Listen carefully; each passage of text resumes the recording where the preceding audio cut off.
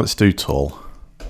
Tull. Yeah, so this is our 4th, but actually our 8th That's mad. Jethro Tull album. We're still going, so we've still got stuff to talk about, which is very special. But we also appreciate that our viewers like us to review Tull. It's one of the popular ones, so that's cool. That's good. We like that. It's nice to be reviewing one of the big ones that we both appreciate. Yeah. Actually, yes. So this one, which I don't own this album. Okay, I don't have the whole catalogue. I've got most of the catalogue. There's a couple of things I haven't got. I've heard them all. I know them all, but of the later stuff, I've only got Broadsword and the Beast, Crest of the Knave, and Roots to Branches. You can see why that is, because they're the good ones.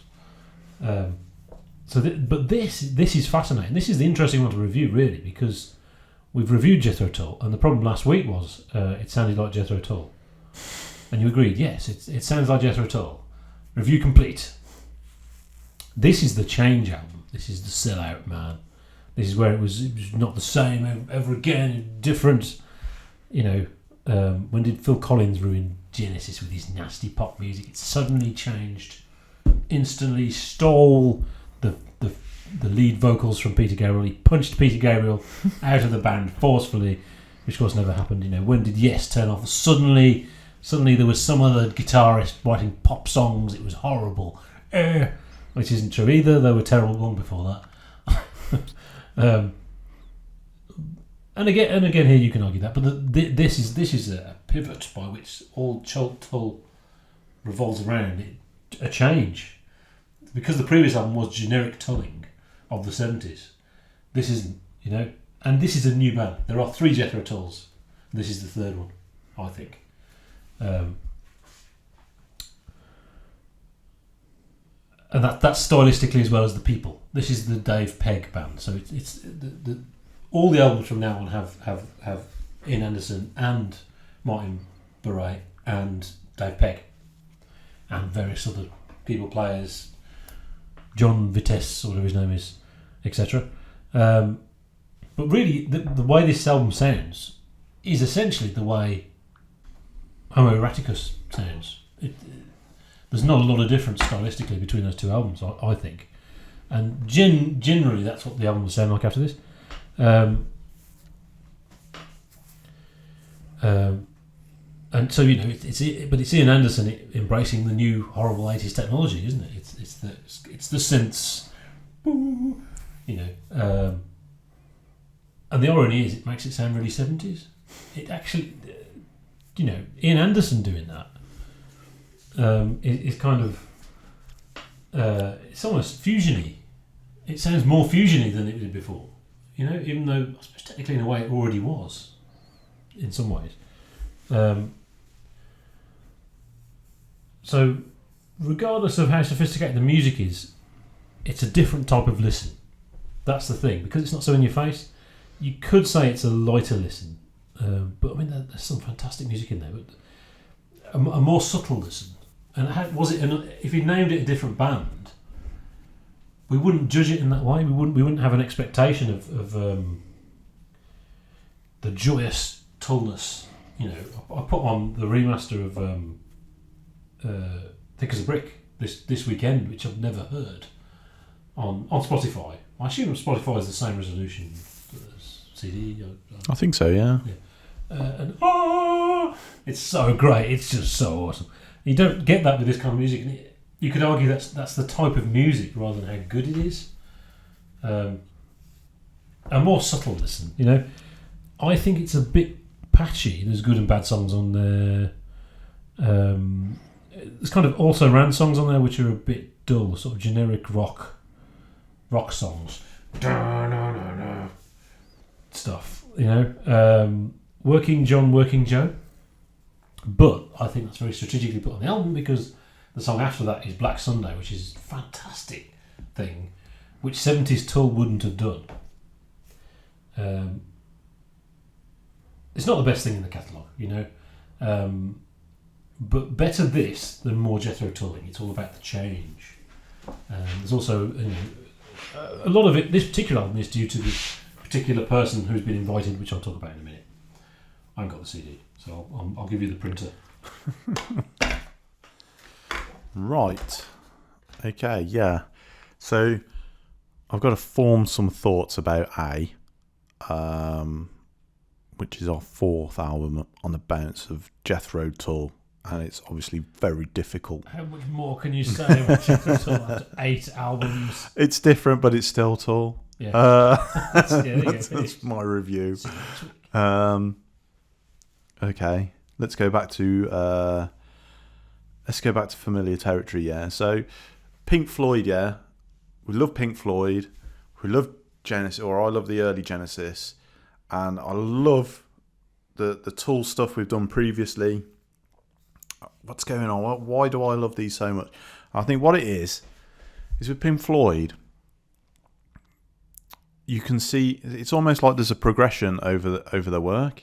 You know, the sort of the darkness of, it's the Roger Waters thing, really, isn't it? Yeah. It's sort of like the darkness of the human condition, death and war and money and everything that's wrong with the world put onto a record. Universal. Yeah. And the Peter Gabriel era Genesis is sort of like, there's something mythical about it. It's, you know, the references to sort of like the Catholic stuff and the classic mythology. Yeah. You know, trying to recreate a myth in album form. Mythology. Yeah. Yeah. I love that. Jethro Tull. What ties the early stuff together? It's hard to say, other than sort of like a I don't know. I can't find it, but I know he's lost me. All right, yeah. Yeah, somewhere along the line, with the run of albums we've done, I've kind of lost what Jethro Tull's about, other than just sort of making music. It's gone. It's good. I actually enjoyed this more than the last album, Stormwatch. Oh, okay. Controversial. I've got no attachment to it, like I did the earlier stuff. The stuff that I've developed, like Thick as a Brick and that, which I presume is simpler, but I've got an attachment to it, which I can't bring myself to find here. Yeah. Looking at the track listing, the Pine Martins jig stood out to me just because of the title. Yeah. Because I like Pine Martins. So yeah, I think we're at the point now where Peter Gabriel left Genesis. I think I'm at that point with Jethro Tull. I'm not interested now. I think there is a thing. Yeah, there's a trick of the tailness. Yeah. At this moment, yeah, there is. Yeah. I agree.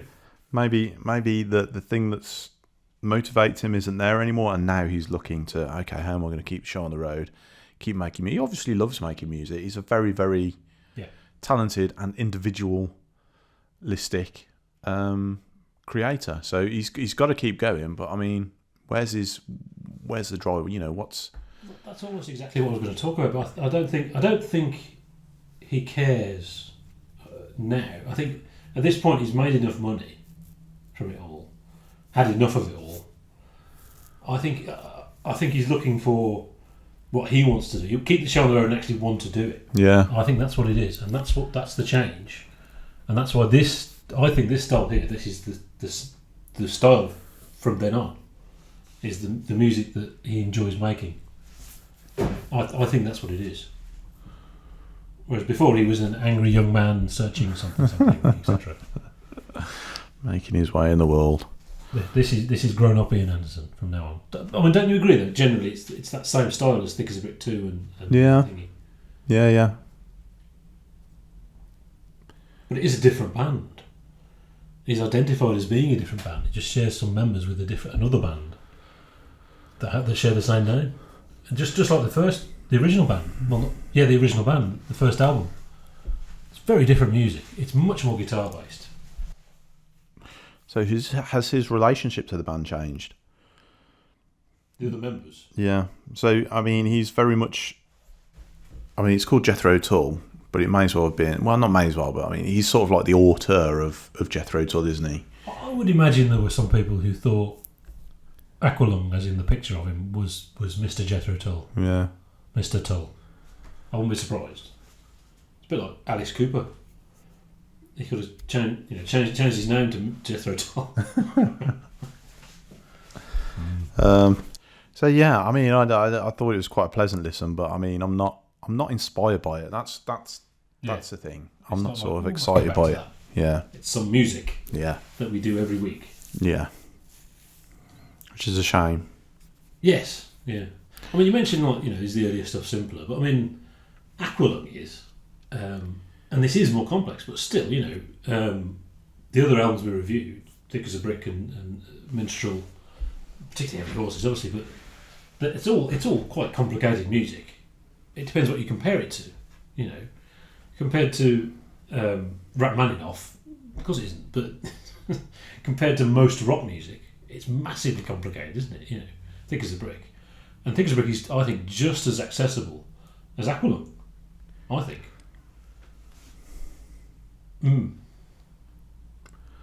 Interesting. Yes. So yeah. He has talked about how when he was younger he enjoyed playing simpler music. And to me that's stand up to Aqualung, those albums. And as he got older he enjoys playing simple music less. He enjoys listening to it but not playing it. He needs more stimulation in the music he's producing himself. He still enjoys listening to Howlin' Wolf or something, but wouldn't sit there and go dun, dun, dun, dun, dun, dun. I mean, with his voice as well, can you imagine, smoke the lightning. And he's a sensitive individual. He's obviously very creative, this sort of very sensitive, creative person, and you sense, really from what he's told us in interviews, that he's probably quite abrasive and difficult to work with when he's doing his music. But you also get the impression he's extremely self-aware, extremely astute and very calculating at the same time. And I think he's kind of got the perfect balance of those two things. He's got the creativity and the drive and the ruthlessness. I've just finished reading. This is if you remember that this is a testament to how long I take to read books, because I have like 10 minutes a day to read a book. I've just finished Bruce Dickinson's biography, and it was interesting how it struck me that it was a bit disappointing. He didn't really have anything to say, and I think we identified this. It's something we agree on, Bruce Dickinson, in that he's got the drive, he's got that energy that no one else has, where we're just too lazy. But he doesn't really have the creative thing as well. Most people don't. Most people have got one or the other, and I think Ian Anderson has got both. And I point there at the screen to show you that's Ian Anderson for some reason. But I think everything is calculated to a certain extent. He didn't plan to sack the other members of the band. That's the thing. That's what he says. He didn't even plan this to be a Tull album. This was supposed to be a solo Jethro Tull album. Just like Black Sabbath featuring Tony Iommi, it was supposed to be a solo album, but the manager said, no, let's call this, use the name.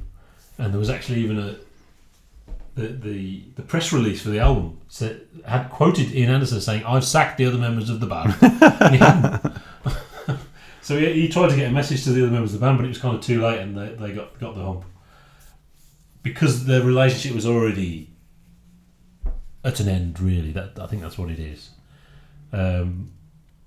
How much of that is calculated? It almost doesn't matter, but I think there is a moving on, and I think he knows he's moving on. And the thing that struck me about Stormwatch feels like a send-off.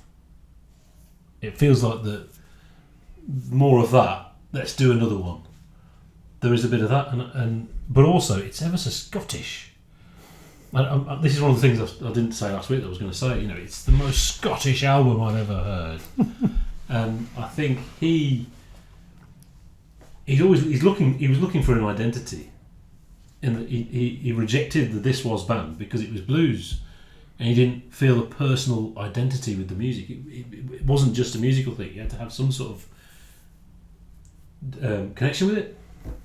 And maybe, I mean, I'm only guessing really, but because he moved from Scotland to Blackpool at such an early age, you know, he was Scottish, he had a Scottish accent, and lost his accent and has now got this generic English accent which you can't figure out where it's from because it's not a real accent.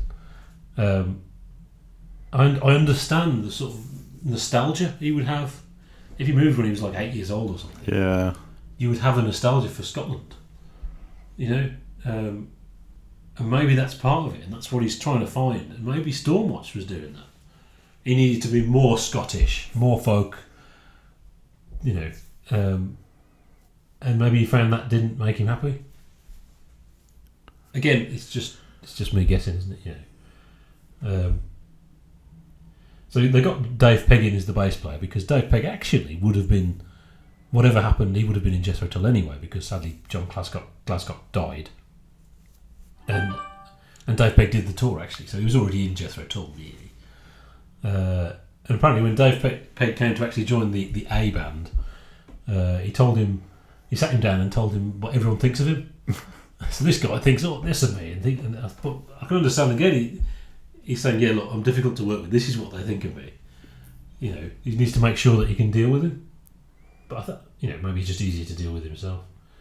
So yeah, change. Doing the same thing forever rarely yields good results. And we've just spoke about Bruce Dickinson. Who still, he still sounds the same. I mean, his voice is so. I mean, he's had throat cancer. He still sounds the same. 1990 to now, just the same. Just the same. The screaming slightly different, but it's just the same. And Iron Maiden just do the same thing. That's what they do, you know. Status quo. There's something Sisyphean about it, isn't it? Just pushing the nail to the top of it. Yeah. 3 minutes is over. Next one.